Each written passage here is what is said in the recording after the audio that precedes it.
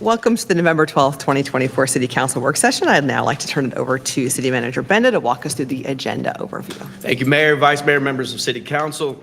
Before us today, under our work session, we have a fire department pharmacy update. Our Chief Wormser, is here with us. He's going to discuss with you about some requirements the state has put upon fire departments here in the Commonwealth of Virginia. It is an unfunded mandate. He has worked closely with my Deputy City Manager and Chief Financial Officer to make sure that the expenses associated with what and where we have to go as a fire department are being handled. But we also want to make you aware, just as we lead into this next general assembly, remember part of your package was to kind of acknowledge to the state that this is something that maybe going forward they should help consider. Also, under the same work session agenda, a briefing you'll receive from Tim Mitchell, our Utilities Director. It's our annual report. Kudos and thank you for everyone that was in attendance and otherwise for the groundbreaking. That's our big historic project that started out near U.S. Pipe and Steel. Again, a great event and a good time. And considering that we're having this unseemly or unexpected warmer months, it was pretty warm out there. But it was absolutely fun. And then you'll remember that business item briefings are those briefings wherein that we as staff prepare you ahead of a vote that will be impending. Kind of an acknowledgement here. The legislative package or agenda, the last time that we went through or discussed this, failed. There were two people on the succeeding side that asked that we bring it back. That was Mr. Taylor and Ms. Dolan. And so as such, city staff has a position as a business item briefing for you to discuss. They're also amongst the business item briefings, our city clerk, who will engage you about several of our boards and commissions that need to be populated with new attendees and or people.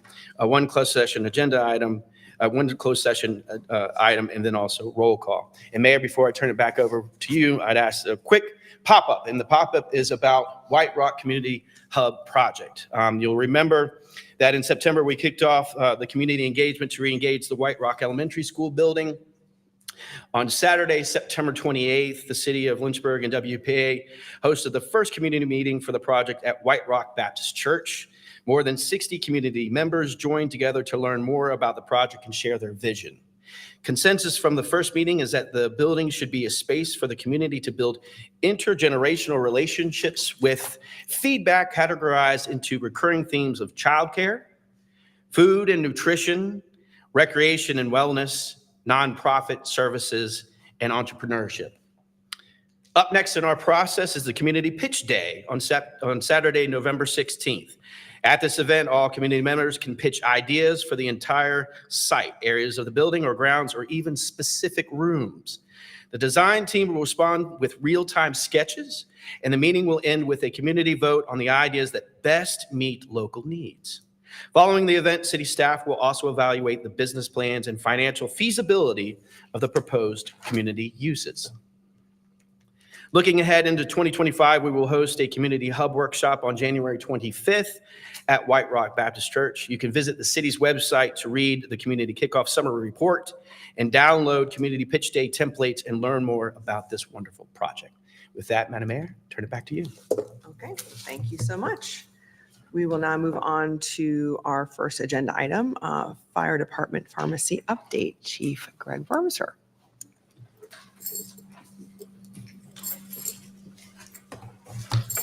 Good afternoon, Madam Mayor, Mr. Vice Mayor, members of council. I wanted to come before you today to talk to you a little bit about some operational changes happening at the fire department over the next several months. The purpose of the change is because of the FDA's Drug Quality and Securities Act of 2017. And recently the state has elected to enforce this along with the DEA, the FDA, and the Board of Pharmacy. The Lynchburg Fire Department, in short, is now required by federal and state government to manage, track, and trace its pharmaceuticals that are used during pre-hospital care. Previously, we had done that through the hospital system. And so now that's going to be managed solely by our department.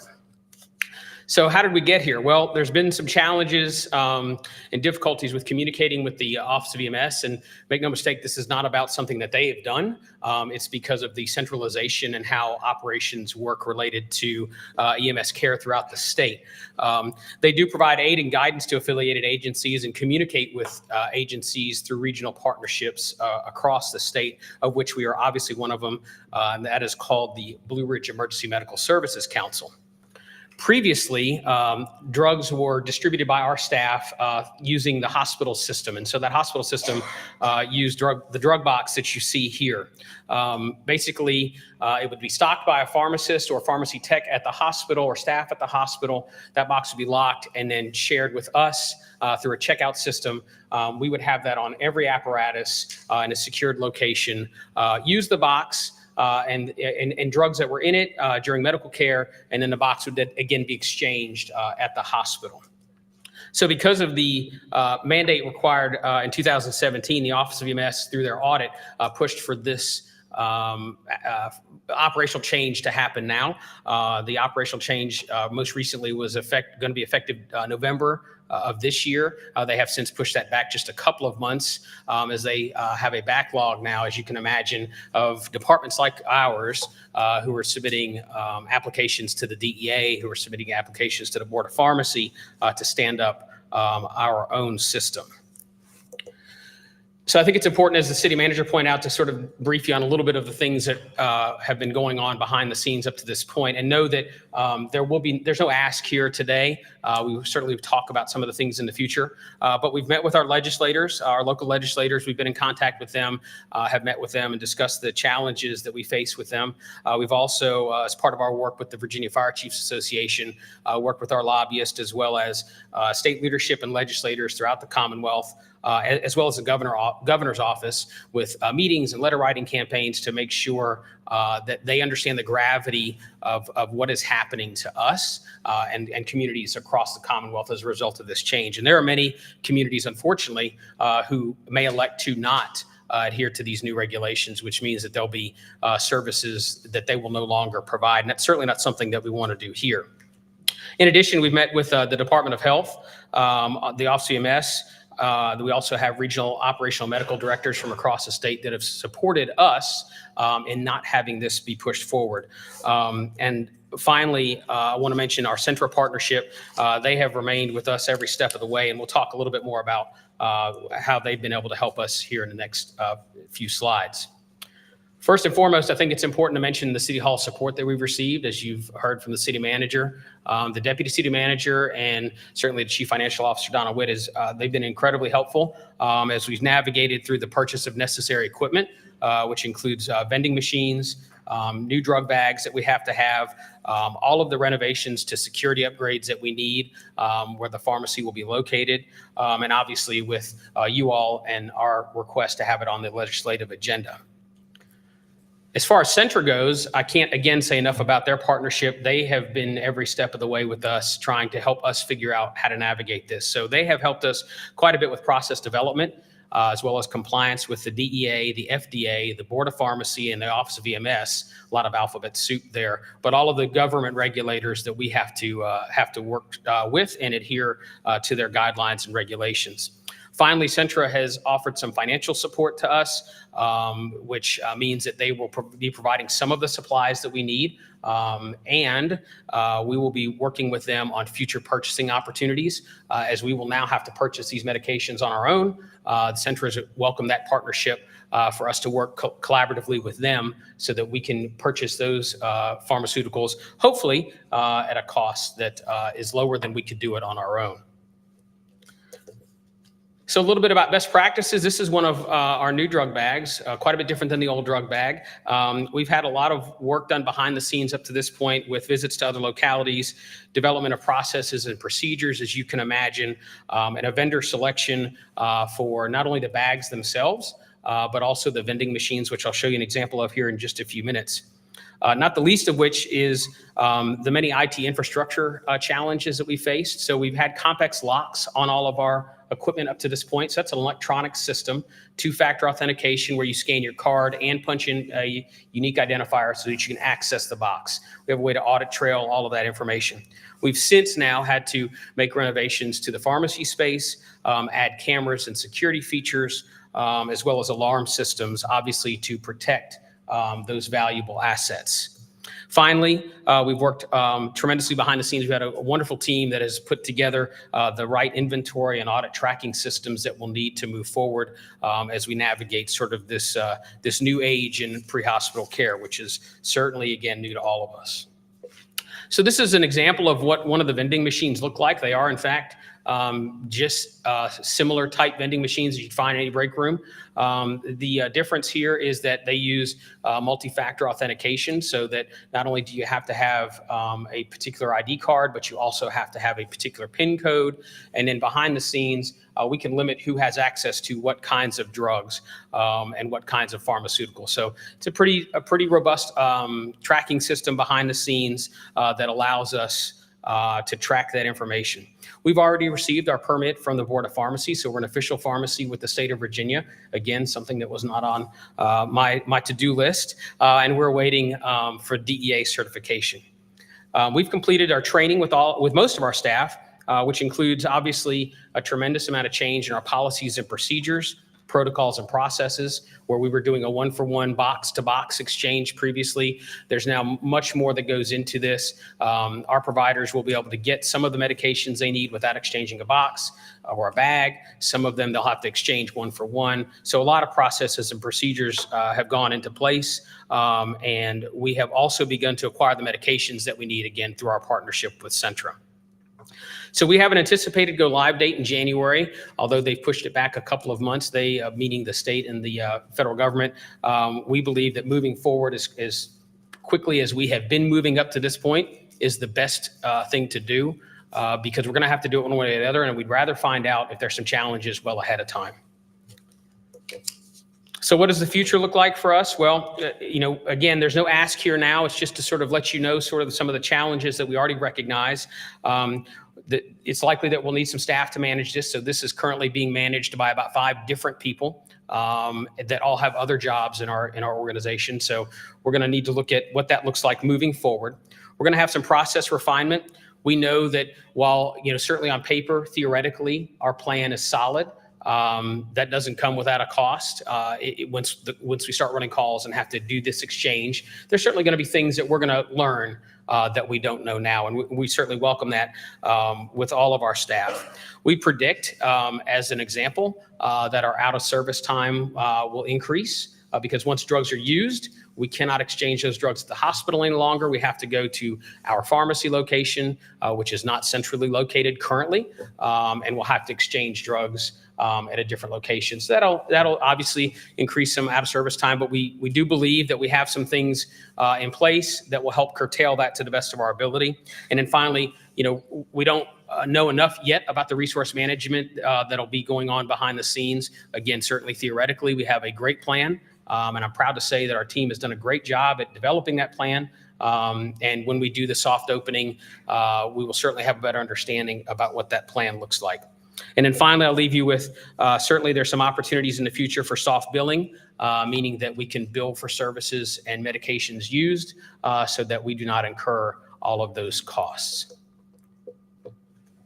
And with that, I do not have anything else for you this evening. Thank you very much. Thank you. Vice Mayor Feraldi? Oh, sorry, if you want to stay up for questions. Yeah, absolutely. Sorry. Just my a fault. quick question. Yeah. Have you thought about locating this in the new police department? I mean, it's relatively central and has access. We have looked at a number of different locations in the city, and without disclosing where it is or where we've looked for security reasons, we won't say that now. Good question. Should have known that. Thank you. That's okay. No problem. Councilman Shins? It's a big deal. So I know a lot of work went into that. So just want to say thanks for what you guys have done. What's the most expensive drug you think we're going to be carrying?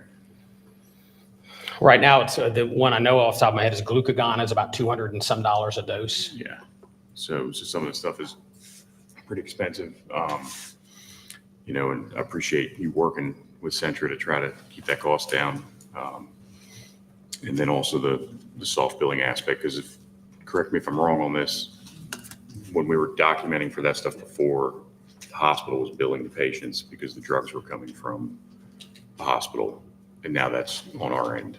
Correct. Yeah. So previously, when we would exchange drugs at the hospital or use drugs on a patient at the hospital, pre-hospital, the hospital would bill for that service. That's correct. So no, I agree. It's a lot of work, a whole lot that goes into this.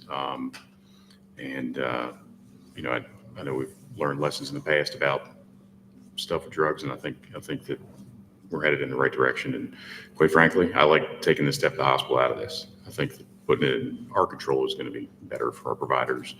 And I'm pretty confident that you guys are going to figure out ways to actually reduce out of service time once you get through the kinks. So I think it's a great thing because we don't have to wait on them anymore. So, but I appreciate what you're doing. Thank you. Councilman Hudson? You mentioned lots of startup costs, lots of overhead costs, lots of some of the smaller localities may not be able to do it because they got too many, hiring a pharmacy manager and all those IT and all the infrastructure with it, those machines. And is there any way to coordinate like a regional partnership? We've done lots of things regionally that make sense. To me, this seems like some of the neighboring counties could somehow say, hey, we don't want to do that whole infrastructure, but instead of going to the BRIS, or what was it called, the Blue Ridge Blue Ridge Medical Services. Yes, sir. Yeah, instead of going to that at the hospital, they can then utilize LFD.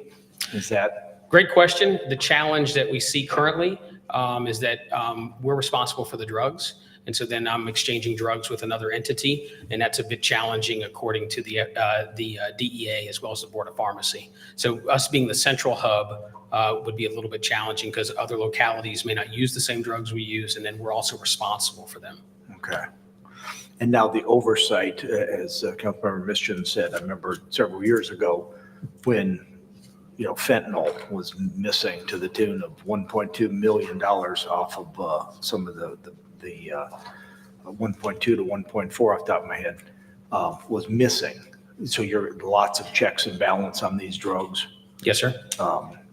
Yeah, it seems like, kind of an overreach in my opinion, where if something is working, maybe it will be better in some cases, but outsiders saying, hey, you must do this. Now, if you wanted to do it because it would improve, that's a great thing.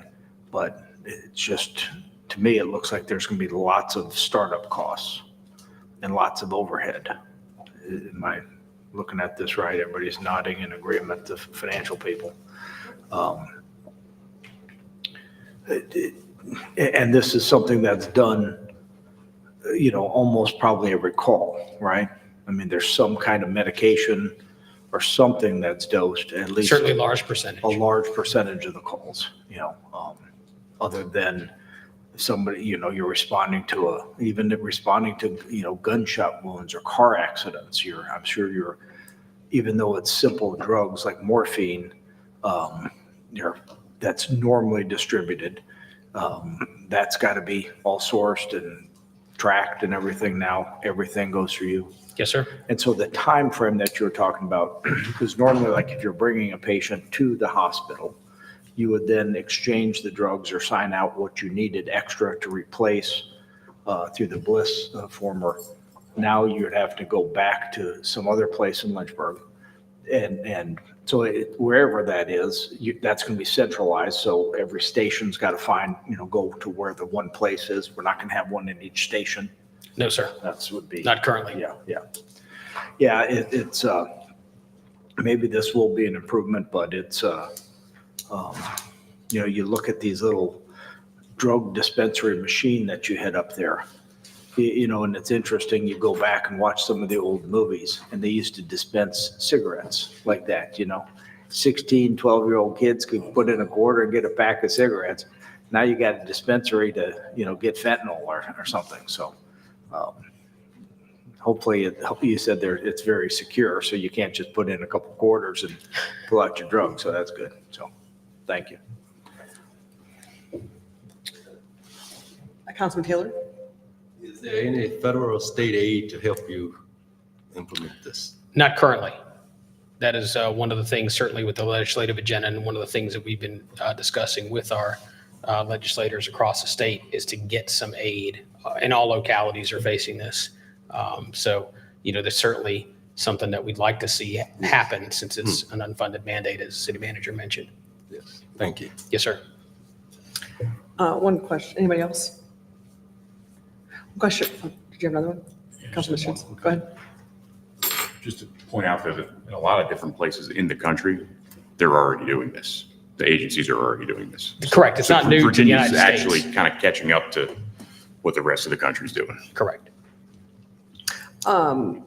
So with the vending machine situation, hospitals do something very similar with that. You have a code and there's a very secure method in as far as getting the medicines out of there. But the pharmacy manager position, is that required to have as soon as this process starts? It is not required to have it as soon as it starts. And certainly we don't know what time allocation looks like and resource allocation looks like for getting that done at this point. But no, it's not necessary to have the pharmacy certified and open. Okay, but it's something that's preferred and recommended to have that position in place because of what's being dispensed and kind of the oversight. Correct. Yeah, right now it's being managed by about 5 different people in our department. Okay, so that's something looking into next year's budget would be something considered for your department for that. Okay, anyone else? Dr. Weiler? The pharmacies in a project like this, or? Yeah, so there's no way, for lack of a better way to say it, to partner with other agencies or pharmacies because of the exchange of medication. Okay. The DEA regulations, the Board of Pharmacy regulations don't allow that exchange. Good question. Last question. Are you doing a mustache for kids? I am. Wow. Is that for 1 week? Oh my goodness. That's like mustache on steroids. Right? This is as far as this will go, unfortunately, but I appreciate the compliment. Thank you so much. It won't get any better. Okay. Well, to me, that's fast in a week, though. But thank you. Thank you for doing that. Appreciate it. Yes. How they do at the end. All right, well, thank you so much. We appreciate it. Thank you all. Appreciate you all. Okay, moving on to the Water Resources Annual Report, Mr. Tim Mitchell. Good afternoon, Mayor, Vice Mayor, members of council. It's my pleasure to present our annual report. Just a little bit about the annual report. We utilize the annual report for a number of reasons. One is to recognize some of the great work our employees do.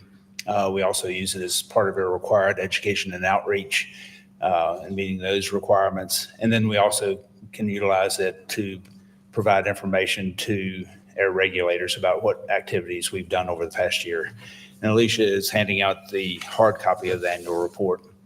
And also, just wanted to point out that this was done completely in-house. Our public information officer, Jason Snyder, put the report together with assistance from other members of our team at Water Resources. So I think they did a great job putting this report together.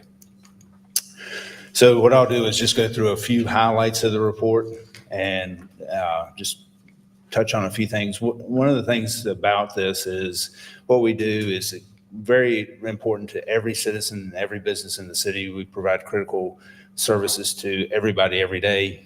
So I think it's important that we kind of track and take a look at what we've done over the past year so we can improve going forward.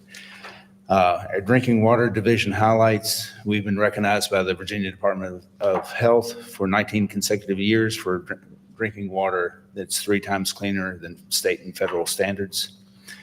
We also, this past year, announced a partnership with the U.S. Forest Service for the Peddler River Watershed Restoration Project. This is a $2 million investment. And the good news about that is it's all federal money. The Forest Service is doing all the work.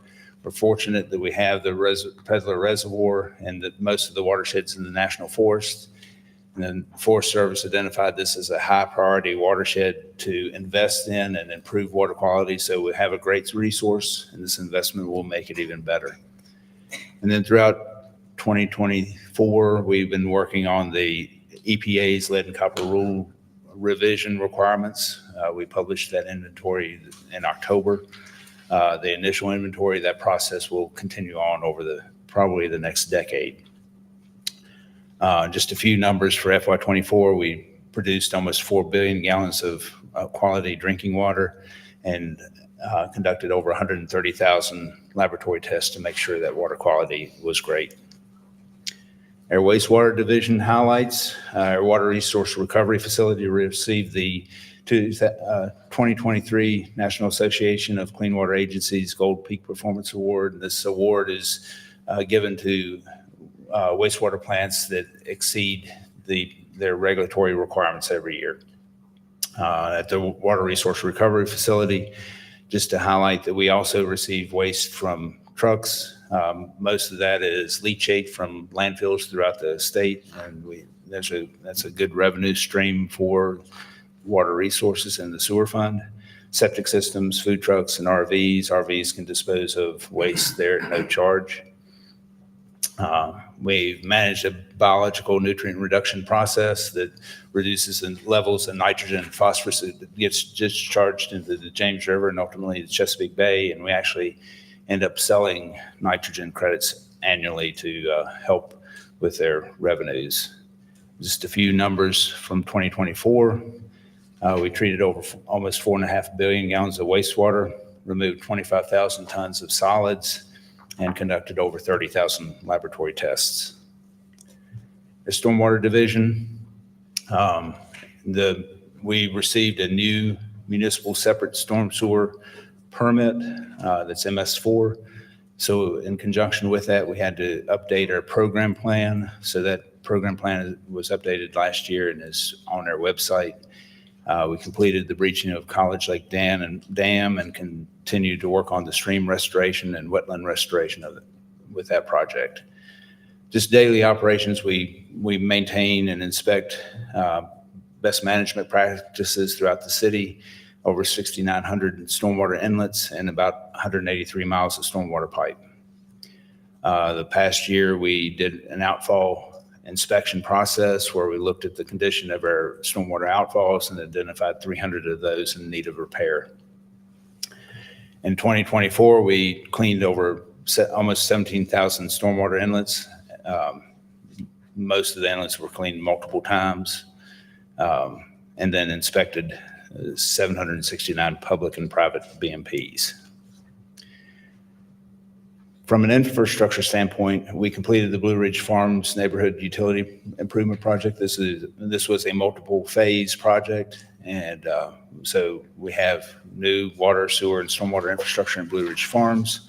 Started Seabury Hughes Utility Improvement Project in Fairview Heights. And then we also did waterline projects on Polk, Morgan, Harrison Pierce, and other streets. We replaced 3.3 miles of water lines, which is getting closer to our goal of 4.5 miles per year. Lined 4.3 miles of sewer lines, installed and replaced 81 fire hydrants, and performed almost 10 miles of root control in our sewer system. Just a few other highlights from the department. Utility line crews repaired 42 water line breaks, installed 84 new service lines, cleaned 65 miles of storm and sewer lines, and TV'd 19 miles of sewer lines. Our safety division launched a 7-minute safety training program for all Lynchburg water resource employees, and we had 0 lost time accidents last year. Our meter division installed about 5,200 cellular read meters, and this expanded our Eye on Water program where citizens can see real time what their water usage is and get alerts for water leaks. Technical services upgraded our GIS, and our customer service team responded to about over 2,100 customer service requests. Education and outreach. Last year, we introduced our Water Wagon. It's a mobile education program, and our Water Source, which is a quarterly citizen newsletter to highlight some of the activities at Water Resources. And we received first place awards in Virginia for social media coverage and our Waterworks summer camp. We hosted stream cleanups, rain barrel workshops, plant tours, internship opportunities, education and social media campaigns. And in 2024, we had over 8,500 in-person interactions. Of that, over 3,000 of those were with students. Conducted 42 tours, reaching almost 500 citizens through the tours, and collected 373 gallons of grease that is ultimately recycled, and then 67 social media posts alerting to citizens of utility work and emergencies, reaching over 46,000 citizens. So looking ahead to 2025, as was mentioned earlier, the Blackwater CSO tunnel is under construction, so we will proceed with that. Downtown Main Street renewal, the Main Street East project will continue. We just awarded the contract for the Richland Hill sewer extension, so that will be getting underway. And as I mentioned, we'll continue the lead service line, water service line inventory, and we're launching a self-reporting tool for that to help out with identification of service line materials. And then we would be doing water line projects in the College Hill neighborhood as well on 6th and Madison and Fillmore. And with that, that's the end of my presentation. I'll be glad to answer any questions. Thank you so much. Any questions for Councilman Henderson? On your slide that you presented to us, page 20, where it says the 2024 financial summary. Yes. Can you get that up on the? or do you not? I didn't have a slide. You didn't have this, okay. Yep. So on there, it's showing your sewer fund, the budgeted versus actual, Correct. and you have lots of numbers, which, 32 million minus 29 million is not 1.6 million. It's like I just calculated 2.18 million. So that there are some items that are not included in this financial summary, like items that are capitalized and not expensed. So this is, and you should have received a year-end summary for the finance committee, and that those numbers add up. And I asked that same question about this, and it was related to what's capitalized expenditures and capital outlay expenses that were not included in these numbers. So, because on here, it says here was the adopted budget.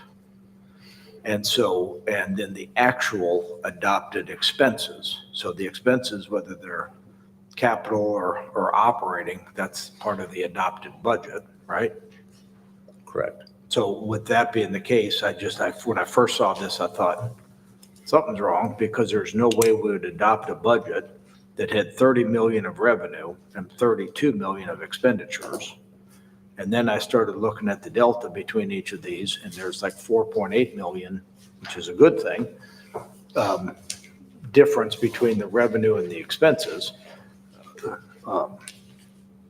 So what are these numbers that you have in here that when it says an adopted budget versus the actual budget? And then you have the delta that says the adopted versus actual and the difference.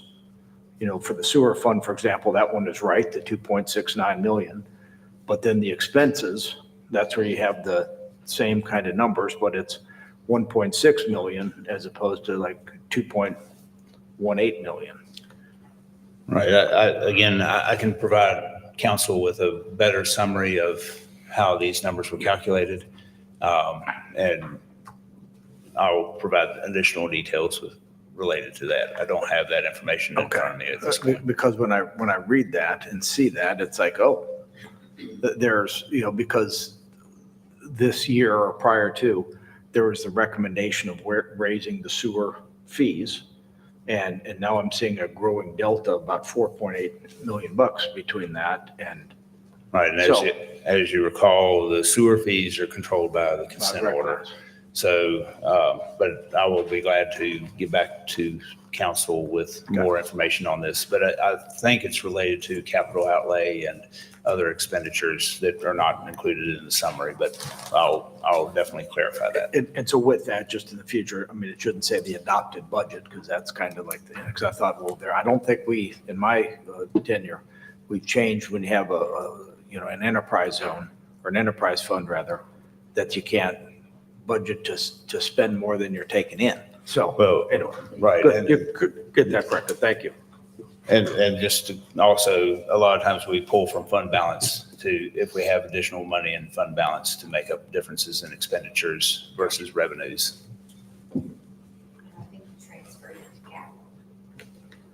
Right, exactly. But it looked like each of those other lines matched with the exception of the sewer fund, just in casual glancing. Okay. The sewer fund expense side. Looked like the other numbers looked at the budget versus actual and the delta. So, Yep, I will definitely clarify that for you. Any other questions, comments? No? Well, really beautifully done report. And CSO, groundbreaking was really a great event. Thank you. And again, I've said it several times, but we know a lot of brilliant minds went into getting that to where it is and where it will be. So well done to everyone who's out there watching and listening. Really impressive. So thank you. Thank you very much. I appreciate it. Have a good one. Okay, moving on to business item briefings.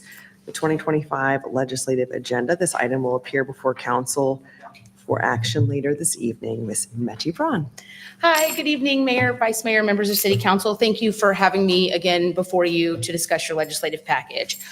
The great news is you are largely in agreement with all of your priorities. They represent your true vision for City Council. You've got lifelong learning in there, public safety, and economic development.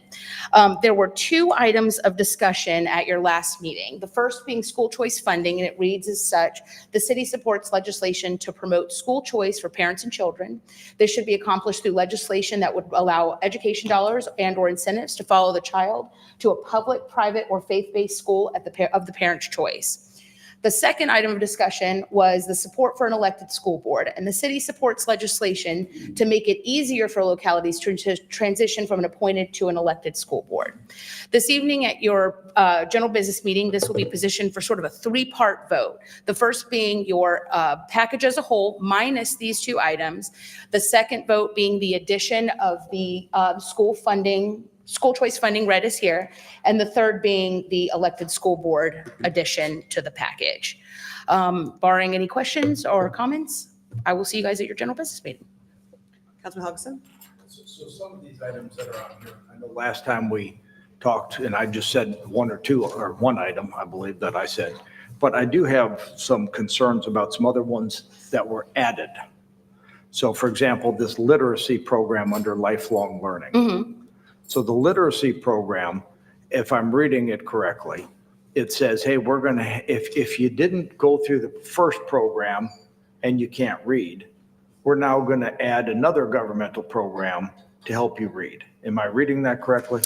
It says students that do not meet the required reading benchmarks, which we have SOLs and we have testing in our public schools. If they don't meet that, we're going to do another program to help you and a new pilot program to help you improve your reading skills. I appreciate wanting to learn, but if one program that we're already funding through the government, through the public schools aren't working, having more money to say, hey, let's do another program. I don't think I'm in favor of this when one has failed or it hasn't met those requirements. Normally I thought what would normally happen, I teach, so if a student doesn't meet the requirements in their financial course with me, they don't just go on, so how is this, and I recognize the importance of reading, critical. But if it didn't work, why are we going to fund another program to fund something that didn't work before? Does that make Councilman sense? Helges, if it helps at all, this would be represented more as an elective. So instead of it being you have the funds going to band or an additional language, this would be your elective of choice. So it's just to make sure that we're setting every student up for success. So I understand what you're saying with the funding. I don't think that it would be looked at as a whole new program with additional funding. It would just be allocating a pilot differently. program. So a pilot program to me sounds like a new program, a pilot literacy program. gotcha. So a new program, unless my literacy isn't good to understand what a pilot program is. No, you're but, great. It's, like I said, I think of it as an elective. So the pilot program would be a new elective program, but the funding, you wouldn't be paying for all the students to do band, let's say. You'd be paying the funding resource, and of course, it's not completely vetted because it's brand new, but that it would not necessarily be that every student, we're paying $100 for all the students to go to band. We would be paying $80 for those students, and then $20 that's left over would go to the students for the literacy program. So the goal is not to spend additional financial resources. It's just to provide an additional program to help those kids for success if they left without that third grade reading level. So if they didn't pass the SOL reading. I would hope that, yes, they would do have they a not- better program. Don't they stay rather than having yet again? So anyway, okay. Another one I had, the suspension, so farther down the list, it's another new one under public safety. Okay. And that's authorizing the emergency suspension of an ABC license if one of your patrons did something wrong. So I got lots of problems with that from, normally when somebody shoots somebody, I don't think we have our chief of police here, but normally we don't go after the manufacturer of the gun or the bullet or the person that happened to be in the room. We go after the criminal that actually did that.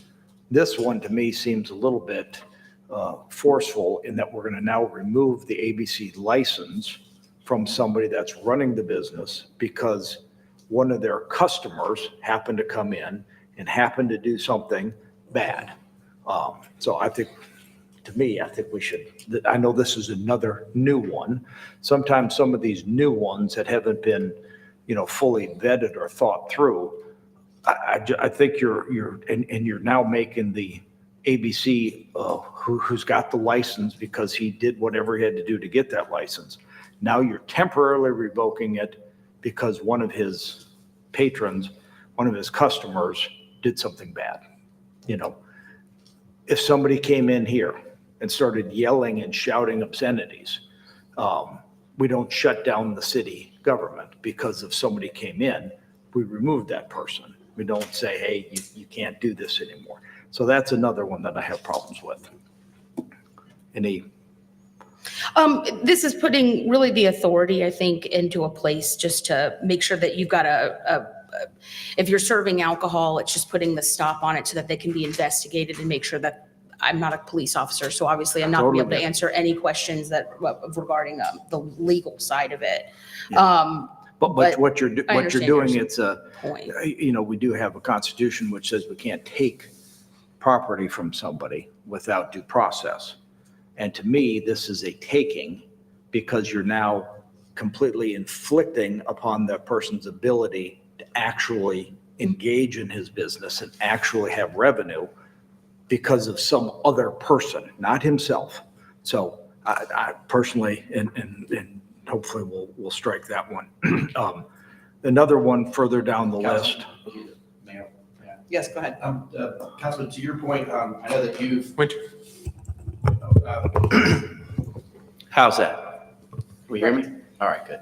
Matt, at some point you may want to weigh in here as well. Councilman Hegelson, interesting about this point, I think that you've contacted me via one of your constituents that lives downtown pretty regularly about some of the things that we've seen downtown. Totally get it. And what we've run into and why the specificity of this, and I understand the taking that you bring forward, but what we've run into is that the underlying fee is being managed, or the proprietor, they, him or herself, aren't being responsive. And there is activity that's happening in said establishment that the underlying owner of the said real estate has no ability or wherewithal because they don't hold the license. And so what we found ourselves at crossroads with in the last year, at least 3 times that I know of, that I've spoken to at least you of those 3 times, where we have no wherewithal under the current rules as they are. Because I too understand what you're saying as far as a civil liberty and or the ability to function as a business. But in these instances that have been specific to our city, where people have become hurt, we've had no recourse because the proprietor, who doesn't own the underlying fee, isn't responsive, doesn't have the equipment inside, whether it be security systems or other, and or there are people that are not responding. And it seems like the only teeth we then have at some level, because it's been very difficult through the ABC to have some of these licenses pulled. This, I think, grew out of some of that. Is that fair to say, Matt? I'm not too sure. I just want to make sure that it's being responsive. Winter, that's correct. So some of these places, and I will add, the city through the state code does have the power to petition the circuit court to enjoin the serving of alcoholic beverages, but oftentimes it comes a lot later when it's truly needed. A lot of these places, and well, I shouldn't say a lot, some of these places attract criminals. They do, and they attract a lot of crime.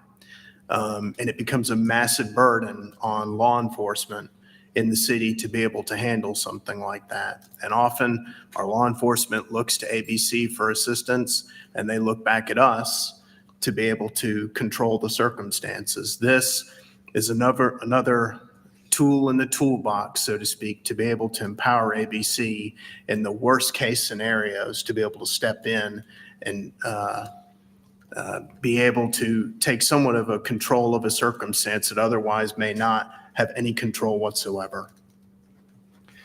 And so I understand that. And so you have, and that's why laws normally aren't made out of isolated instances. And so, as you mentioned, there is another method. I think that method needs to be looked at, because what we're asking is the Commonwealth of Virginia to not just take care of our one happen to be restaurant that has an ABC license, but you want to make this for the entire 7 million in the Commonwealth of Virginia. And that's what this legislative agenda is saying, because we have an isolated case, regardless of how bad it has been or how much it's inconvenient, there are remedies. And with that, to actively say, we would love this to just take away someone's right for lots of things here. And it's a temporary injunction, and we'll give it back after 2 weeks. You know, I watched what happened during COVID when we shut down these businesses. Lots of them haven't come back because their margins are so thin. And now you shut down a good business because a bad patron happened to show up and do something, not just this one that we're looking at in the isolation. So this is another one. Okay, my And just, I want to be, to just not draw a finer point on it. It isn't in my broad legislation, and then realize these are being responsive to requests from city staff, city departments, and also been socialized with Virginia Municipal League and also Virginia First Cities VFC. So it's not necessarily in a vacuum that they're being posed. And also, if you see, it's being drawn for the narrow sense of an act of violence involving a firearm. So it isn't disproportionately intoxicated. It isn't, I think the example that you used is someone using certain kind of indelicate language in the chambers, if you will. This is someone that is firing a firearm in a public place. And we know it's been important to the council, and I know that talk about calls for service and also responsiveness. We've been on top of this, and we've put out trucks and lights and turned on music and other things in response to many of what we understand and agree with, because we work hard and make sure that our city is a city that's safe. So I hear what you're saying, Councilman, directly. I just want to make sure that when we're drawing the distinction, it's a very narrow one as something involving a firearm, not necessarily being disproportionately intoxicated or something other. And then the last one is another new one. Well, two of them, but one of them is another new one, and that is and maybe this is a clarification. On page 2, the last one on page 2, willfully discharging firearms in public places. What is the penalty currently for that? Let me see, is Chief Sudema here? That's a good question. Or Matt, do you know? Mr. Friedman, do you know what the penalty is? So I think the discharge as it stands is just a class 1 misdemeanor. So this I think, because it involves some threat to bodily harm or something to that effect, that law enforcement, as I understand, was seeking a more serious penalty. So this one, as I'm reading the language, again, it's a new one, so it's, this one amends the code, and I don't know what code is being amended, but it says now it's going to make it a felony to willfully discharge a firearm, whether somebody is hurt or not. Now, if it's, as you just alluded to, that it was out of, violence or threat or, threat of assault or something, I understand that. But if it's somebody that happened to be excited on the 4th of July, especially when we're coming up to the 250th celebration, and somebody says, God damn it, I'm going to fire my muzzleloader or my musket up in the air. Now, is that going to be a felony for that poor rascal with this? Or does that have to be the way you framed it? In public. The only difference Well, is that's public. public. I mean, you're in public. Place. Depends where they're located. So the act of what you described in and of itself would still be criminal activity. Criminal activity, a misdemeanor and whatnot, but as opposed to a felony for somebody that's pretty excited about this 250th celebration. Does that go, is it, so the way you described it, this 18.2, is that is somebody like going after somebody and then shoots the weapon? Is that what it is? Or is it just the willful discharge of a weapon? So when we're talking about public places, and this is something that would be very fact specific, okay? So, if they went out and they're in the middle of the street, shooting off a firearm to celebrate, if it was punishable as a felony, it would probably be punishable as a felony. Sidewalks, but that's kind of what I think of when I think of a public place. As far as the intent of what LPD is looking for, it might be better to have law enforcement speak to what they're looking to enforce as a felony versus a misdemeanor. So you alluded to this 18.2-280A as the intent. Does that have intent in that language that's being modified? So while you're looking up that, I'll ask my one last one, which is again another, under other priorities, mental health. Under the mental health, it says the city supports any and all additional resources.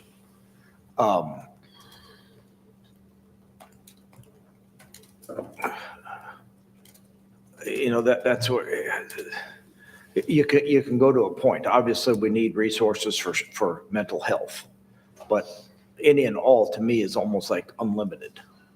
And so, again, some of these words, especially with these new ones, because this is a new proposal suggestion for 2025. If there's a way that we could strike, the city supports additional resources provided by the state for aiding mental health. Any and all, I think, is just, to me, that just is, quit funding schools, we'll just fund carte blanche, anything that deals with mental health. So, Councilman Helgeson, I found that statute. So currently, this is how 18.2-280A reads. If any person willfully discharges or causes to be discharged any firearm in any street in a city or town or in any place of public business or place of public gathering, and such conduct results in bodily injury to another person, he shall be guilty of a Class 6 felony. If such conduct does not result in bodily injury to another person, he shall be guilty of a Class 1 misdemeanor. So what it sounds like they're looking for is to take out whether or not someone is injured, to punish it as a Class 6 felony if they're firing it in a public place. but as you read that to me, I'm not an attorney, so don't act like I am. I'm not acting like I am. But to me, that sounds like there wasn't the intent. It sounds like the intent, like I'm going after somebody. Is that correct, the way you just read it? The way you phrased it before, I thought there was maybe intent in that code. The way you just read it, it doesn't sound like there is intent to injure somebody. No, that's So correct. somebody's cleaning their weapon or having a 250th, and then now they're a felon. I think the felony should be about, the intent. So I'm fine with if there's intent to that, to amend it.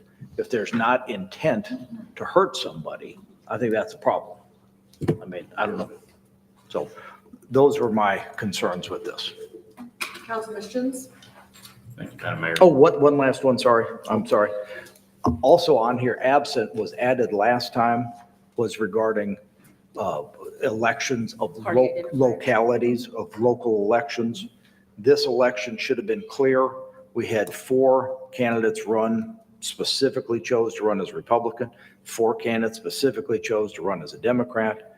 And that's ability for the candidate is not on there. Last time that was on there, and that is now removed. We added that in the legislative agenda. What happened with that one? Somebody asked me to remove it, and I can't recall which council member did, but it was asked to be removed this year. And so when I sent it out to you, September, it wasn't on there. But I understand what you're I saying. would like it added back. Okay. So, because you had once the Commonwealth of Virginia said that the elections have to be moved from May to November, and people chose to identify, in the age of choosing how you want to identify, you should be free to identify. People willingly said, I want to be a Republican or I want to be a Democrat, and they did that, and it's not on the ballot. That should be on there. And I thought we had agreement, most of the agreement last time. Maybe there's not agreement this time, but I thought that one was easy. So if we can add that back on. It was an agreement in 2024, and then this year not. Exactly. So with that being said, and I understand Councilwoman Missions, so I'm sure you probably have additions. Would you like this to be positioned, all these for votes this evening as well?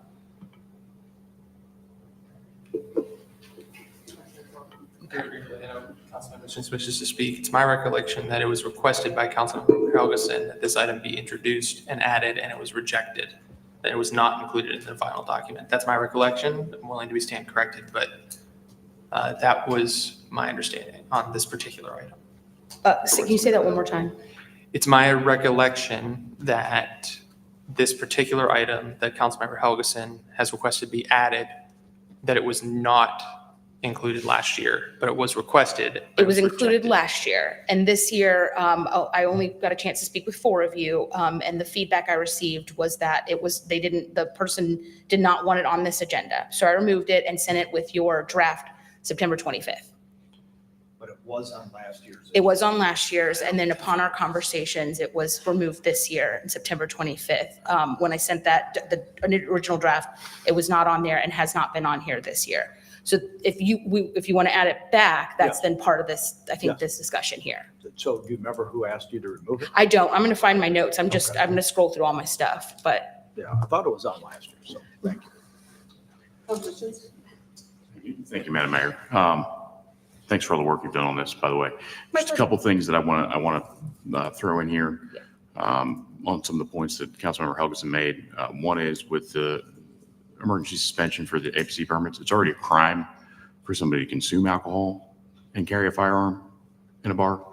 So, that's a law we should be enforcing rather than adding new firearms laws or criminal, whatever punishments for these things. That's just my feeling on this. I think we also do have other tools, is that right, to revoke business licenses and things of that nature as a locality? What other tools do we have to address a business that might be a threat to public safety, if that's the case? So nothing I'm aware of that is of an immediate emergency nature.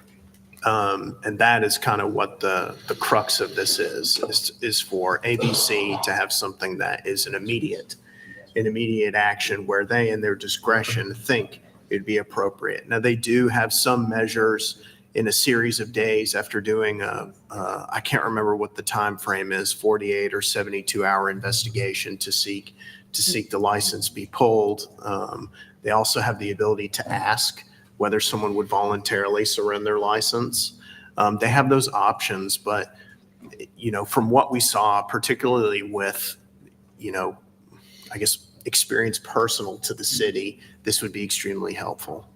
So have we tried any of those other methods? Have we kind of sent proverbial shot across the bow and sent a business a letter and said, hey, we're looking at revoking your license, that you guys are no good? We That have. one in the circumstance, I think the one that I alluded to earlier, we exhausted everything to include Mr. Friedman going down on what was, I think, partially a holiday and standing before the court. So what we run into, and I was in Walmart calling our local delegation to get help with it, because I was getting calls from each of the 7 of you about why we weren't doing something. And so it's in response to the urgency that I understood from each of the 7 of you about how our downtown being safe. And so in no way do I want to impugn or impede anybody's civil liberties, but I also want to be responsive to the 7 of you and what you expect from your downtown. So we have exhausted, and what I detailed earlier about the specific component of this was, it was a proprietor that held the underlying fee that had someone that was managing that was not being responsive. They are no longer in business because of some of the things, but it took a long while. And in that while, what we saw was there was other disruptive behavior that we were also worried that there was going to be retaliation and other things that were happening, because we didn't, when we use words like gang and other activity, it was just simply could be familial and or friends or other things. And so I go back to some of the efforts that we expended as a result of some of the people from downtown who were not happy with it. There are lights on Main Street that flip on at a certain time to ensure that there's no congregating outside of certain establishments to avoid some of the behavior that we saw. Because yes, I think you're 110% right about what is what's criminal and what isn't.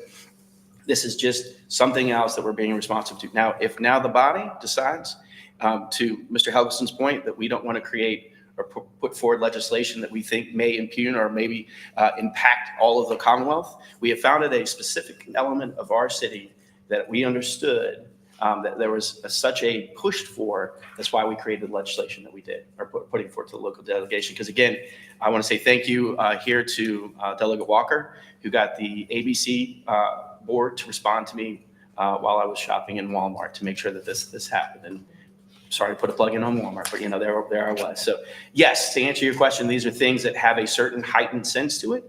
And I know that each of you are very sensitive to how our city moves forward. And this is one of those elements in trying to ensure that we can maintain the safety that you expect. And then moving to the next point, I'm scrolling down.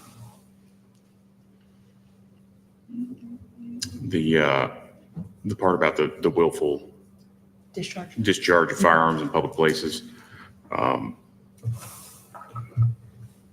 New Year's Eve is actually a little more active than I think July 4th typically. We used to go up in the hose tower fire station in Miller Park on New Year's Eve and you could hear it all the way around from everywhere in the city, if you're in the center of the city. You know, I think just something to point out based on what Councilmember Helgeson stated and kind of hearing everything go back and forth. I don't think that this would apply if you were, from what it sounded like, in your private residence. Like if something, you know, you're on your private property, that this is specific to, just looking at that public piece of it. Just want to point that out, but still on the same side of that, you know, I don't know that we need to create more felons in society if nobody gets hurt. If somebody gets hurt, absolutely all day, every day, we should be going after these people with the maximum That's penalty on there. possible. Yeah. That's on there. So If people get hurt, we should be going after them for the maximum. And if they intended to hurt somebody and they missed, we should be going after them for the maximum. But if somebody does something stupid, you know, they're already going to have some kind of record from doing that, doing a stupid thing, and they're probably going to have their ability to possess a firearm taken away. I don't think that we need to go after making them a felon on top of that. You know, so that's just my position on that. And then going to the point that was made about the local elections and the party designation. I just want to express that, you know, if we're going to change things or do things as a body to take things off of a legislative agenda, that we should be doing that out in front of the public and not behind the scenes with serial phone calls. That's all. Anyone else? So we had this draft that we're looking at. Oh, I sorry, Go ahead. No, go ahead. I didn't see you. Sorry. Thank you.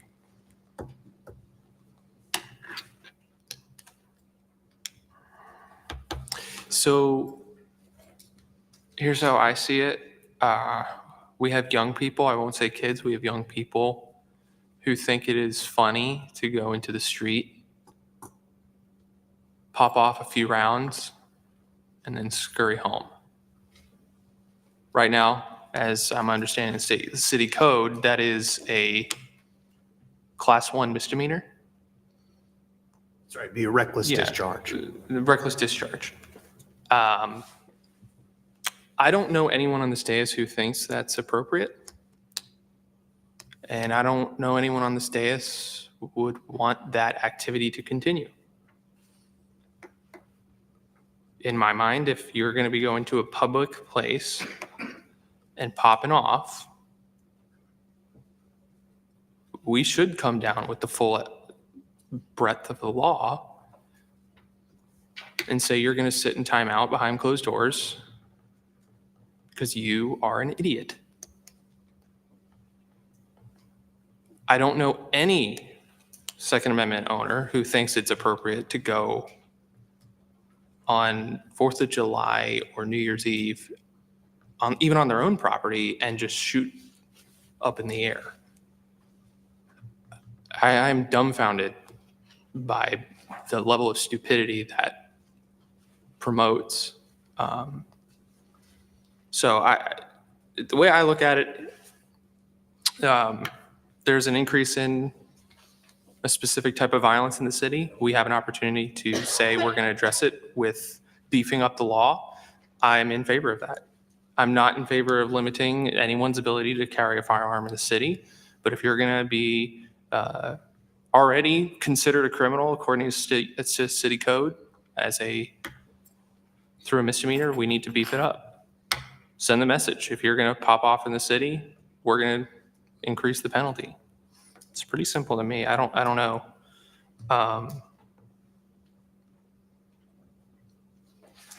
That's the one I was most concerned with. So as far as the rest, I don't know I necessarily agree, but we can leave that to my colleagues to discuss. Yes, it was on the business alcohol license. It's to my understanding that one business received over 15 calls in about a 3-hour time for unruly behavior downtown. If you can't control your patrons and violence, the same area had shootings and everything else, we need a law to fix that. And also, 5 people were shot Friday night in Lynchburg. Random shooting, huh? At a business that serve alcohol. Do I want to let them people keep doing this? That they have free will to do what they want to do in my city with guns? I own guns, plenty guns, but I don't go to clubs and all, get drunk and shoot at people. We shouldn't have that. Thank you. I just want to remind everybody in the interest of time, we do have several things to get through and a closed session. Go ahead, Councilman Helgeson. So that is now what Councilmember Taylor just introduced, was another business that just happened. And so now this is another business that just had a shooting, totally different business, 5 people. The business just started. I don't know anything of that business. I don't think the city has ever gotten a complaint about that business because they just opened. And just a couple days ago, 5 people got shot in that business. So now we revoke that new proprietor's ABC license. Now that's what this would apply to, because we're trying to have a problem and fix the problem. I get it. We'd want to fix the problem. We've got problems. I've complained numerous times. Hopefully we could rest the people outside. Hopefully we could do something different. But now you have another business. 5 people got shot and bam, you revoke and take that guy's ABC license. It may have had nothing to do with him or the proprietor. It had something to do with these 5 people or whoever was shooting and shooting back or whatever that was. So I'm glad you bring up that point, because this law would now say, okay, you did it for one, you got to do it for the other, because you got to have equal applicability to the law. How I'd respond, because I feel like I'm lost. This is, old days for me here a bit. Yeah. Is I know that right off Fort Avenue, right? Hasn't been in operation for very long. Nope. Don't know all the circumstances. This is one of the, I think how Matt put it, arrows in your quiver, right? So the hope in all these circumstances, and again, I don't want to go so far down a path. This is just give and take, right? Again, I cannot want it more than you do. Can't. And so in that respect, it's another arrow in your collective quiver, which means the cities, that if people are acting poor and they're not being responsive, which in the circumstance was downtown, that's what happened. The hope would be that whoever that proprietor is off Fort Avenue in your ward would be someone that says, absolutely, we're ready to work with you. In fact, we have these things in place to ensure that something like this doesn't happen. That was not the circumstance that we had down here. And over several instances, it was only after we began to push even further and do some of the more extreme things to close someone, to take their alcohol license, that there was any kind of response. So the hope would be in all of this, again, to your hypothetical, that those things that are in place, that things have been articulated. This is, again, a circumstance that's grown out of a specific instance in our city that we did not, and again, I'm not here to legislate for every specific circumstance. Again, it's also me as your city manager and also your legislative liaison being responsive to what you ask us for. So great push on the questions and yes, the actual hypotheticals. So no, it's not in this instance, our immediate step to put the person or the proprietor out of it. Would be first, hopefully, what I think they did in the circumstances, having talked to the chief, is that they have been working willingly with us about who was there, what the security system's shown, who was outside, and the people that were there being responsive and saying, because in many of these instances, people say that they didn't say anything. They're not saying who it was. And that's some of the elements that we're seeing around town, is that when we want to say, hey, help us, if you see something, say something. This is pushing a little bit further into that because we're not getting the response we should. So Councilman Haglison, I understand exactly. So, and again, if this is, because great questions, if this has gone too far by and being too specific what it is, we can pull it right out. Pull it right out. But we were also just being responsive to what we thought we heard and we understood about where we needed to go. So if we didn't get it right, thank you for, pushing on this on it. I appreciate your hard work on this. I'm sorry that we've had the agenda that you've made since September 25th, and that in the last second, now we're hearing all these changes, because there's been plenty of time to discuss this before now. And then we thought we were only discussing 2 possible amendments, and now there's all these extras. I would like to add to what Councilman Taylor and the Vice Mayor said, and to what you're saying, Mr. Benda, which is we've been listening to our constituents for months about the shootings in our city, the things happening in these businesses, the lack of response to some of these businesses, and which resulted in a murder and then an additional shooting downtown.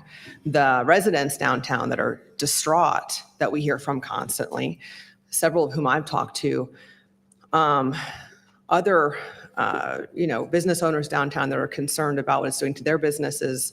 And then now this additional business, this temporary emergency suspension of the ABC license for an investigative purpose, which then would allow for, it looks like, another emergency investigation, is short term, in hopes that things will be happening quickly to get these businesses starting back up again, I think is a fair solution. And hopefully they are cooperative. And then the attempts to strengthen the gun, change the misdemeanor to a felony, again, with all the negative responses to the shooting, the increase of the shootings in the city recently, and the deaths, the murders that we've seen, I would think there'd be more support to anything that we can do to increase the penalties, that especially with careless shooting. We shouldn't be doing anything that would support careless shooting. We're always trying to encourage responsible gun owners to be responsible with their weapons and discourage anybody that's not handling a firearm properly. And this would be one way to do that. So anyway, I appreciate your hard work on this. We'll obviously be talking about it at length, I'm sure, again in a little while, but I appreciate it. We'll see you again later on. Or not later on, maybe. Just one more question. So the original position was to have 3 votes. There are 7 items here. Would you like to set it up that way for this evening, and I can get it ready for you? Yes. Vice Mayor Farley. I would make a recommendation to the council that we not have 3 different recommendations, that we proceed with this. If a council member wants to make a recommendation, they make a motion, second, debate, vote, move on, and then we adopt the package. Right. But this is as a That'd be my whole. recommendation. Okay. I think so, because now it's completely changed. And my recommendation would be like we're doing the other ones, where we're adding those and we're voting on each of those items. And if there's an item we don't like, we vote against it and it's not added. Instead of having 3, we're going to vote on these different items. If you like it, great, argue for it. If you don't like it, great, argue against it, vote on them. Then we vote on the package as a whole, especially when some of these items were on last year's legislative agenda. The problem that I had, we didn't see the compare and contrast. I didn't see the fact that mine was removed from the, filing, running as a local office with either an R or a D. I didn't see that was removed. I had to find the old ones to see, wait a minute, it was on there last year. Why is it removed? And as Councilmember Mischin said, most of these things shouldn't be done behind closed doors, or it shouldn't be one person say, hey, I don't want this on there, take it off. We had school choice was on there last year, and for some reason it was off. Well, there isn't veto power behind closed doors that one council member suggests something. This is a council legislative agenda. This is the body, whether we vote on all of it or pieces of it. What we've done historically is we've added or subtracted, and we voted on these things. Sterling and Mary Jane had a couple that they didn't like. I had a couple that I didn't like. We get to vote either for them or against them, and I think these should be on here as well. It would just be an extra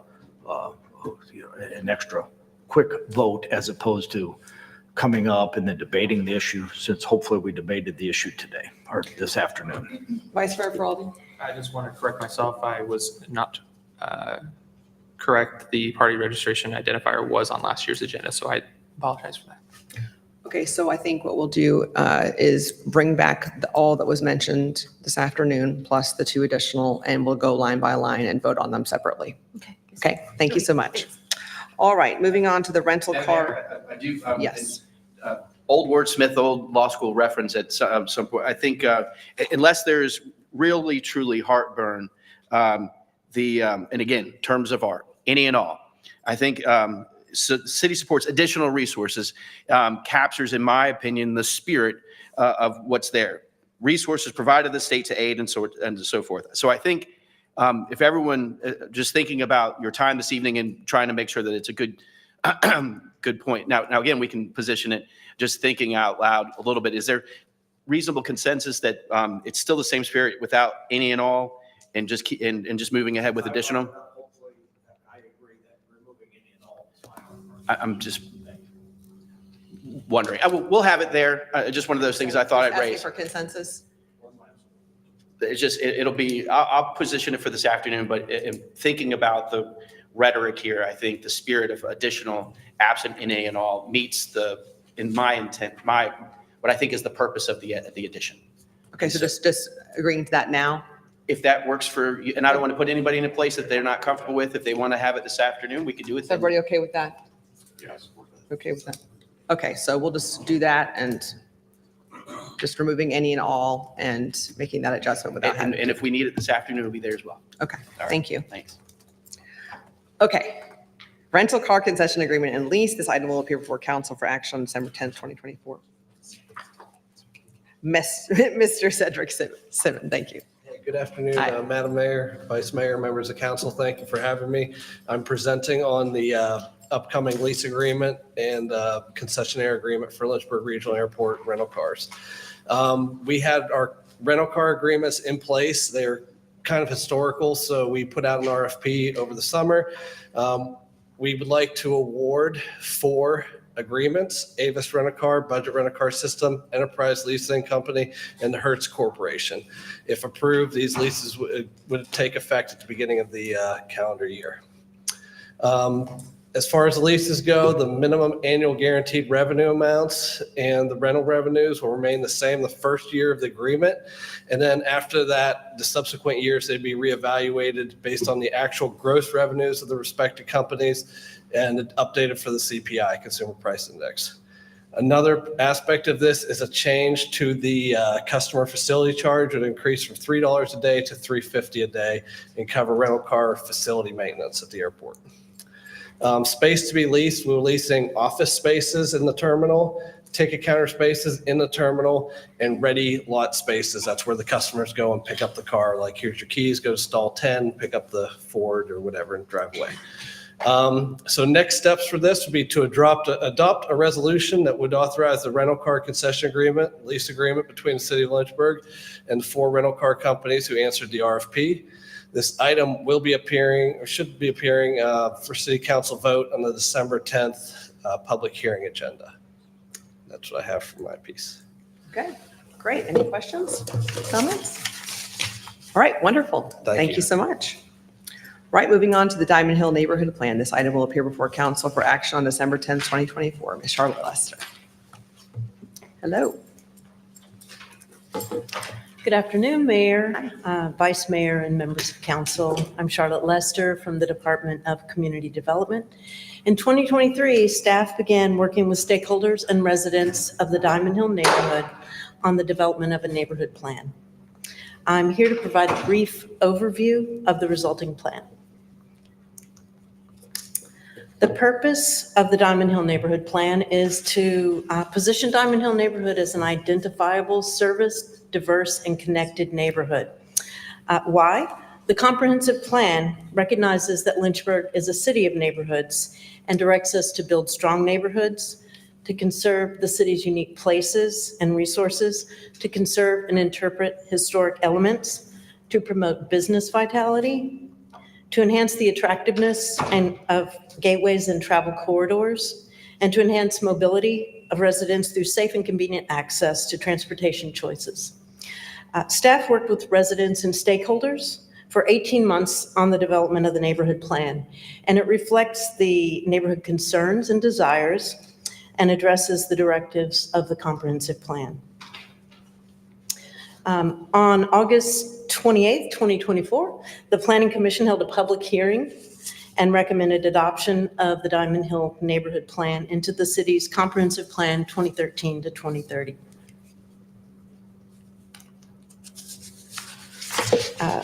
Let me provide a very brief overview of the plan structure. The document is divided into two sections. The first section consists of an analysis of existing conditions and a summary of the community engagement. The city staff project team included representatives from police, fire, and other city departments. The team went on a fact-finding mission to understand the neighborhood and the existing conditions.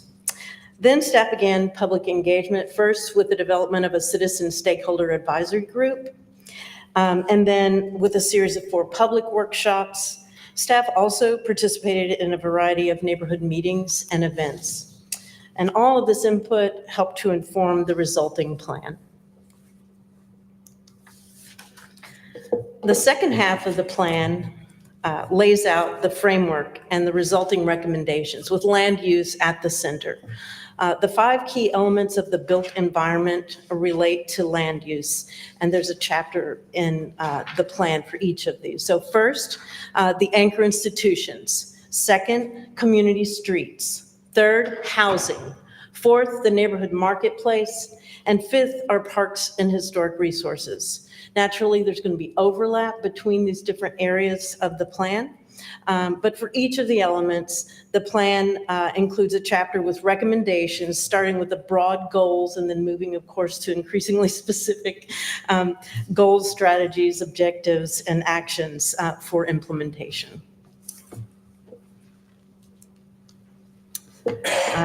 A few of the projects identified during the planning process are already underway. The Central Virginia Planning District Commission, in partnership with the City of Lynchburg and the Greater Lynchburg Transit Company, was selected to participate in the U.S. Department of Transportation's Thriving Communities program, with the focus on revitalizing the 12th Street corridor. The next project I'd like to mention is the Dunbar Community Schoolyard Project in partnership with Lynchburg City Schools, which improves access to parks. Council allocated funding for Phase 1 improvements through the Community Development Block Grant 2024, and this project is currently in the site plan development phase. Pierce Street Improvement Project is next, and that focuses on street improvements on the 1200 block of Pierce Street, and it's funded through Community Development Block Grant 2022.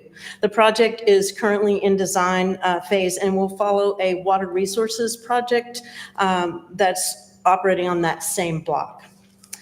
The last project that's underway that I'd like to mention to you tonight is the Hunt and Branch Y nomination to the National and State Registers of Historic Places.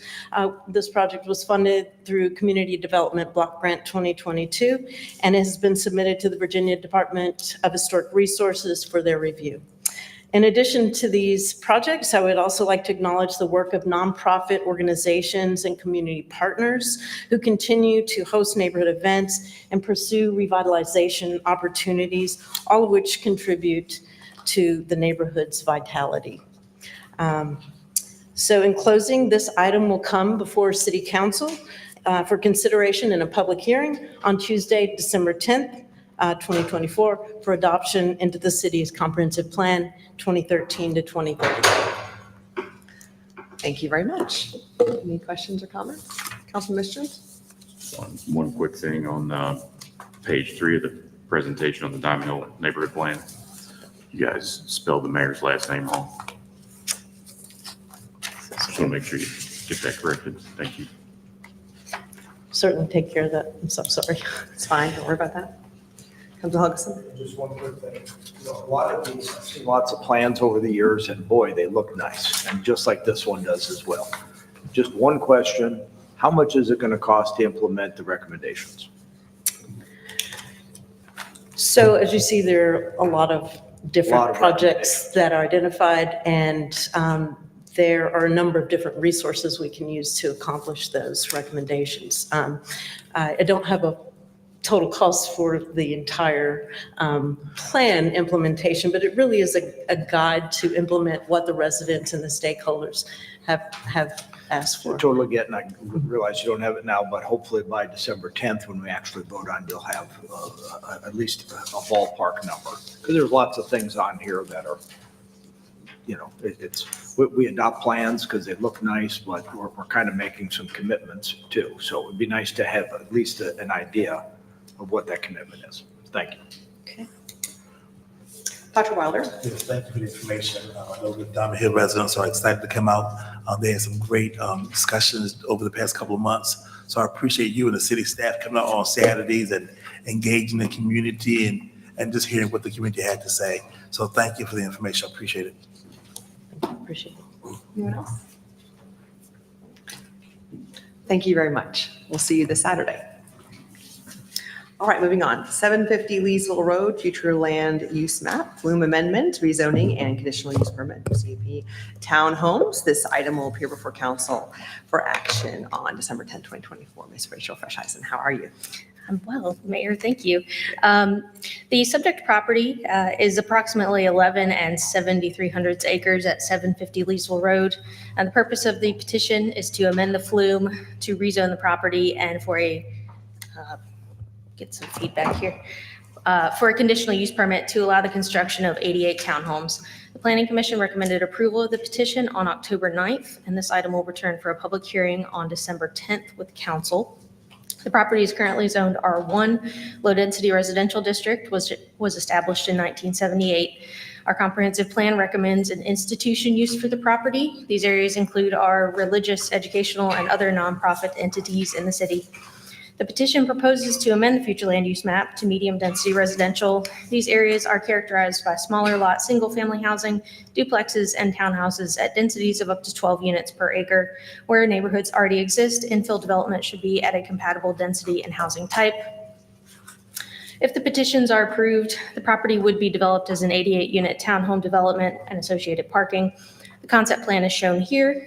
The petitioner was required to submit a traffic impact narrative as part of the petition. Findings indicate that a turn lane is not justified in this case. However, a right turn taper is required and shown on the concept plan. The city's transportation engineer concurred with those findings. In summary, the proposed townhome development should have limited impacts on the area and should fit well within the existing Leesville Road corridor. The property is adjoining another townhome development on one side and an institutional use on the other, and aligns with the comp plan recommendation that infill development should be similar in nature where it happens. Again, this item will return for a city council public hearing on December 10th. Great. Any questions? Councilman Helgeson? Just one quick one. I think we've seen enough of the high-density development in wards 3 and 4. And until we get some high-density development in other parts of the city, wards 1 and 2, I'll be voting against this, and I hope the rest of council does as well. I've heard from several of the neighbors over there. They've seen lots of high-density development. And this, I think we can have at least a temporary pause. So. Anyone else? Vice Mayor Feraldi? So I do appreciate that these are townhomes as opposed to apartments. I think that's something, a step in the right direction, at least what I've been pointing to, what I would like to see more of if I'm going to be in favor of reducing the real estate tax rate. Need to find ways to drive the base. So this does meet that end, but I do share Councilmember Helgeson's concerns. And I also am concerned from the process that they've chosen to pursue. It seems that they're not rezoning and they want to keep it R1 and. No, they are. They're amending the future land use map from institution and neighborhood commercial to medium density residential, and to rezone from R1 to R3C. Okay, so Medium. Jump the gun on me just a little bit. Sorry. Forgive me. Not rezoning to R4, which I believe, is that not what is requested for townhomes? Why is it R3C? So you're right. Forgive me. I wasn't being specific enough, but help me understand that. So R3 allows single family detached duplexes and that's really it by right. Now, there are instances where council may find it appropriate to grant a conditional use permit for, in R3 districts. In R4, you could do single family, duplex, triplex, 4+ units, meaning high density apartments. So the difference is here they're requesting a zoning category where they need the CUP. So it's not enough to do one action. It's the rezoning and a CUP. Versus if they went to R4, they wouldn't need a CUP. Help me understand the benefit of doing a CUP in this case, because the way I see it, this might be too rudimentary, but a CUP is council making exceptions for reasons. And those reasons and exceptions can vary by place to place to place. My concern is we do it here, and we have to do it there, and so goes, I hate saying slippery slope, but so goes the slippery slope. So help me understand what's the benefit to doing a CUP versus doing the proper zoning? I'm really just trying to understand. Well, I would say one benefit that the CUP offers is that council can choose to set conditions on it. So, if there were a concern about the neighboring properties not having an adequate buffer, if it felt like, the standard 20-foot evergreen residential buffer is not appropriate in this case, and it would quell neighbors' concerns if it were 20-foot evergreen buffer with a fence or something like that. Council has the option to set conditions on a CUP, whereas with a rezoning, they have to proffer it. That's all the question I have for now. Thank you. Councilman Shins? Was there a traffic study done on this? I'm kind of looking through the notes and not seeing. There's a traffic impact narrative, which is more or less a trip generation, which determines whether or not a full traffic study is required. It didn't meet the threshold of 50 trips in the peak hour or 500 trips per day. That's the full-on traffic study. But the narrative they submitted indicates that they do need a right turn taper, which of course is just the extra sort of pavement width as you're slowing down to make a turn, as opposed to a full turn lane. Because, I think it was last September, we had a fatal accident kind of right in that area, Delray and Leesville. And then I think earlier in March, we had a hit and run in that same area. I come out there a lot. There's a lot of traffic there on Leesville Road. I kind of have a hard time with this without even a traffic study. And, it's going to be potentially a lot of volume of traffic coming out there. I know that there's the, whatever metric we use to get there to determine whether or not we need to do a full traffic study. But I look at the end result of some of the things that I've seen in that stretch on Leesville throughout the years. And,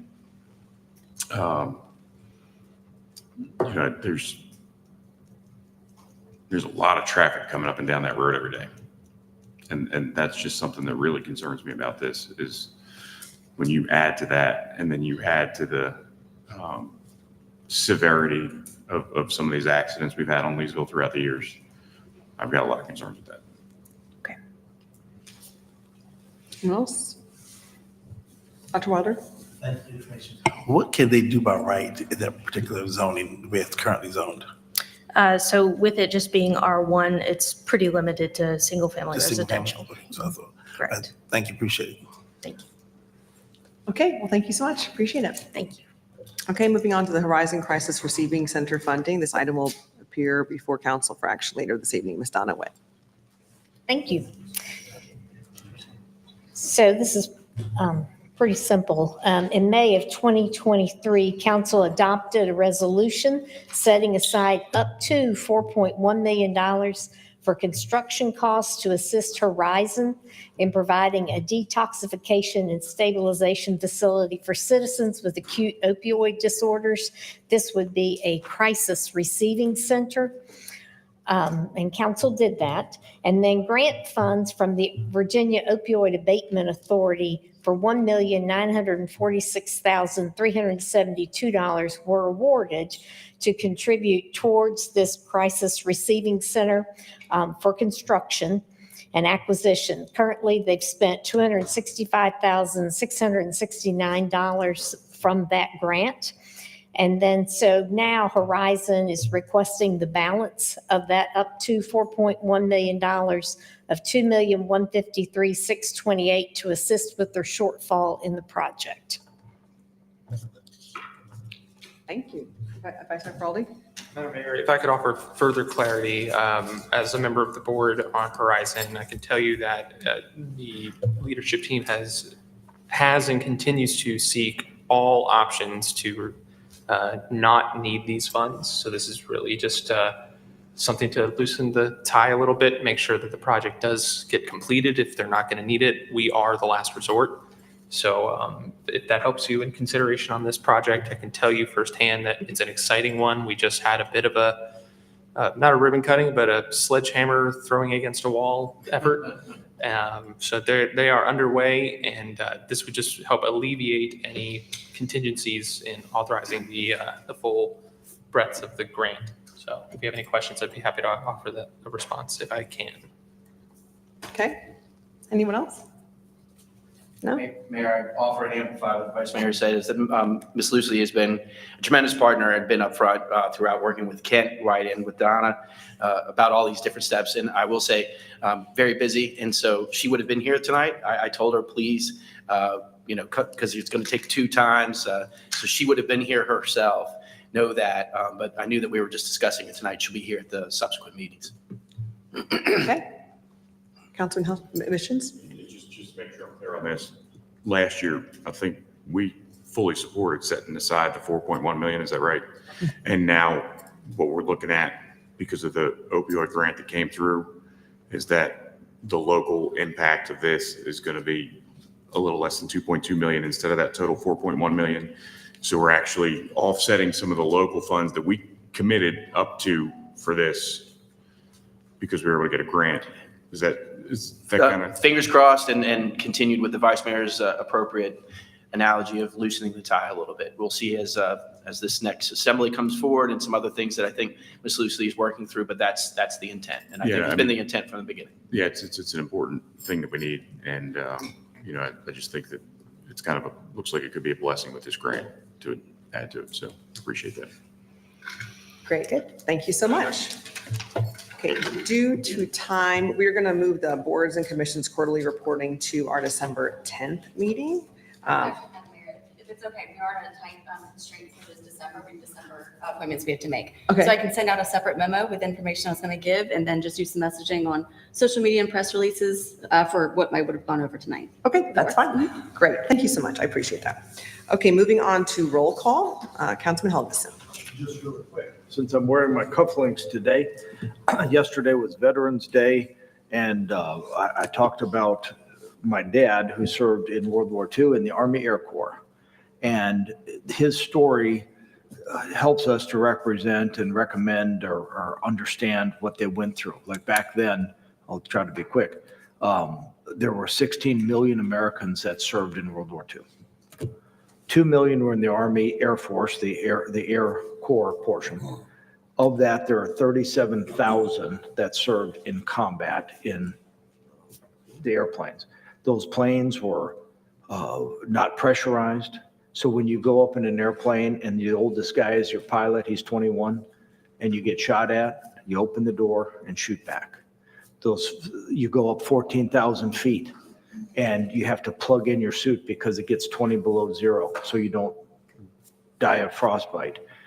You're then going on long missions. Those old planes didn't go very fast. They're sometimes 14-hour missions. And yesterday was Veterans Day. And so each person has the different story, and we thank them for their service to protect. I look back in time and thought of my dad and so many others, so many of his friends. But we fail to, sometimes we just kind of casually pass over. But hearing their stories, hearing those things is critical. because we were at a place that was terrible, and everybody did it, just volunteered, and they showed up. And they didn't do it for medals. They didn't do it like lots of times politicians do with a good pat on the back or a fun ribbon cutting. They did it for saving their country after we were attacked by Japan.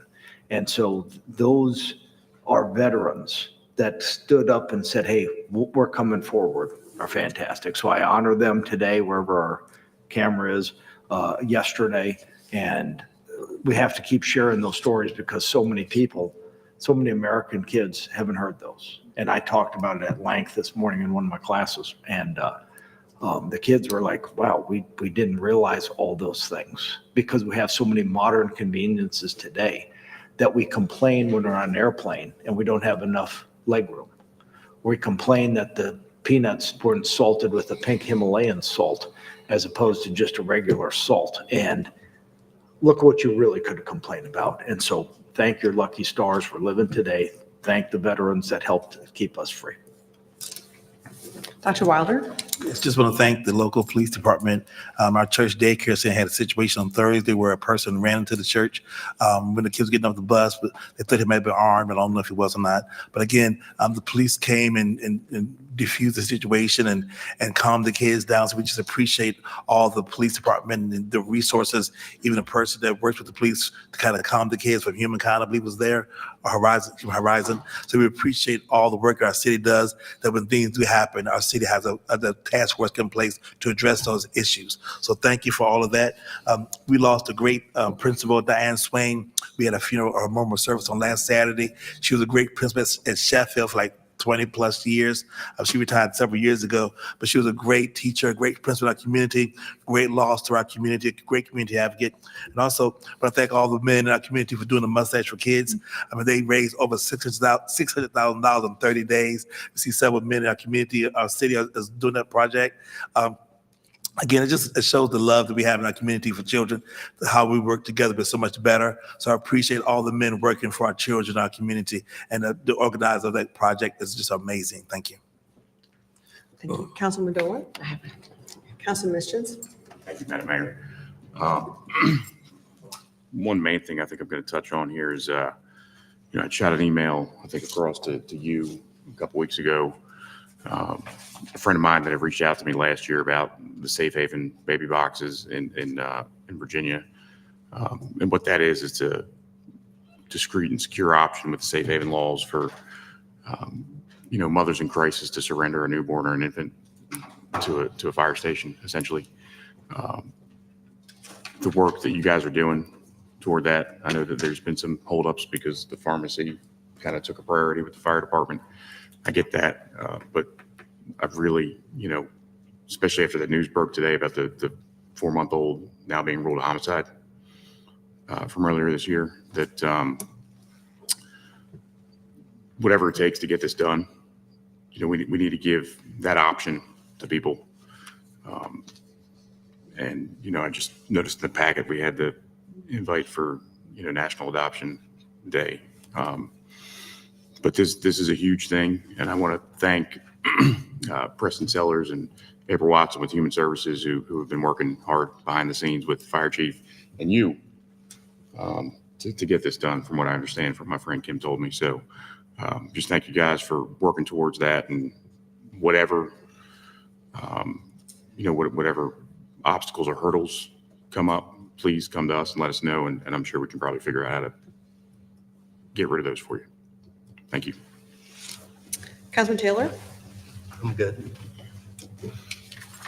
Vice Mayor Fraldy? Richland Hills is demanding those speed bumps. I have been pushing for it. We've had some discussions back and forth. My bosses are speaking.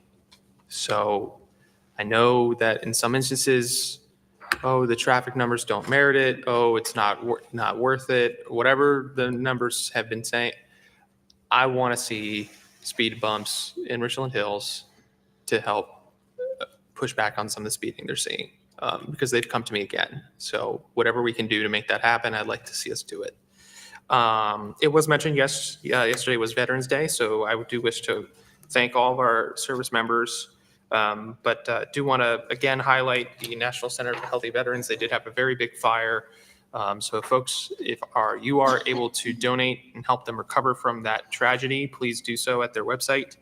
And then yesterday we did commemorate the latest edition, the first in 40 years on Monument Terrace, to commemorate a conflict of any nature, the first in 40 years. That's a vote we all took to place that there in partnership with local veterans organizations, and it commemorated the War on Terror and Gulf War, and it's now at the top of Monument Terrace. Please do take a look at it.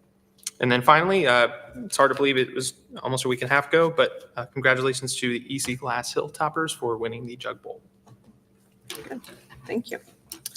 All right.